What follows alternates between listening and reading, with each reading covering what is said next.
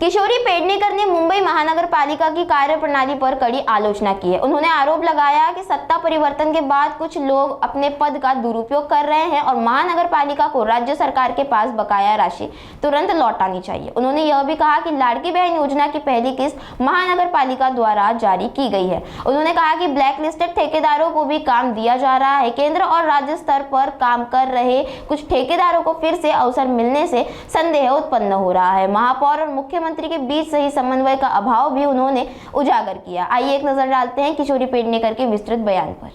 मला काही अधिकारी भेटले काल। काही अधिकाऱ्यांचं म्हणणं आहे आता आम्ही VRS घेतो, कारण हे फारच आम्हाला सगळ्या बाजूनी म्हणजे एकीकडे वेळेत न आलं तर ह्यांची इन्क्वायरी करा, कुठे होते, काय होते, ह्यांना मेमो द्या, ह्यांना हे द्या, ह्यांना ते द्या। अरे तुम्ही राज्य करताय की हिटलरशाही करताय? प्रत्येक अधिकाऱ्याला रात्री 11 वाजेपर्यंत बसवायचं ऑफिसमध्ये, त्याला त्याचं काम करू दे ना। त्याचं कामच करू देत नाहीये तुम्ही। ज्या कामासाठी त्याला नेमलंय, जो इंजिनियर असेल काय, ते सगळे तुमच्या दारी आहे। मग ते मुंबईच्या दारी कधी असणार? आणि जे क्वालिटी वर्क जे म्हणतो ते उलट आत्ता नाही मिळत आहे। कशाला दारादारांमध्ये अधिकारी बसवून ठेवताय? जा तुम्ही आत्ता पण अध्यक्षांच्या दारात किती माझ्याकडे कुठलाही अधिकारी आला, बोलवलं मी एखाद्या कामाला, तर मी लगेच त्याला सांगते झालं निघा आपल्या कामाला। तुम्ही का बसवता? याचा अर्थ ज्याला आपण म्हणत होतो, ऐकलं होतं की हिटलरशाही कशी असते, की ही शाही यांची दिसायला लागली। भाजप हिटलरशाही दिसायला लागली।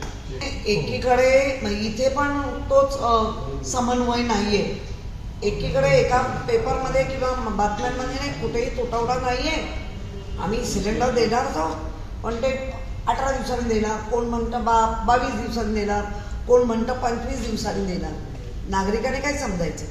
का भीतीचं वातावरण निर्माण होत आहे? आणि कमर्शियल, ज्याला कमर्शियल, मग मध्यान्ह भोजन हे कमर्शियल आहे का? आणि जर कमर्शियल आहे तर मुलांना फळं नक्कीच चांगली, म्हणजे अन्नाच्या म्हणजे जेवणाची वेळ त्या वेळेत जेवणच झालं पाहिजे। म्हणजे पुन्हा सगळं फिरून लहान मुलांवर अन्यायच होतोय। त्यामुळे नक्की ठरवा की कमर्शियल कशा, ते ठरवलं जात नाहीये। सगळीकडे भयभीत वातावरण झाले। म्हणजे जिथे युद्ध आहे तिथे काही लोक आहेत सांगतात आम्हाला कसलंच गडबड नाही, आणि इकडे आमच्या देशात मला वाटण्याचा प्रश्नच येत नाहीये। एकंदर बातम्या, एकंदर प्रिंट मीडियाच्या बातम्या आणि त्यांचेच जे लोक बोलतात त्याच्यावर ना फुगवटा निर्माण होतोय, गॅस कमी आहे, गॅस कमी आहे म्हणून। आणि कुठलाही निर्णय घेत असाल तर एका व्यक्तीच्या म्हणजे अधिकारी व्यक्तिमत्वांना निघू दे। 12 तोंडा बोलतायत त्यामुळे, आणि ऑफिशियली एक स्टेटमेंट येऊ दे। नाही, मला वाटतं खरं म्हणजे कुठल्या शिवसैनिकांनी केलं ते मला माहिती नाही।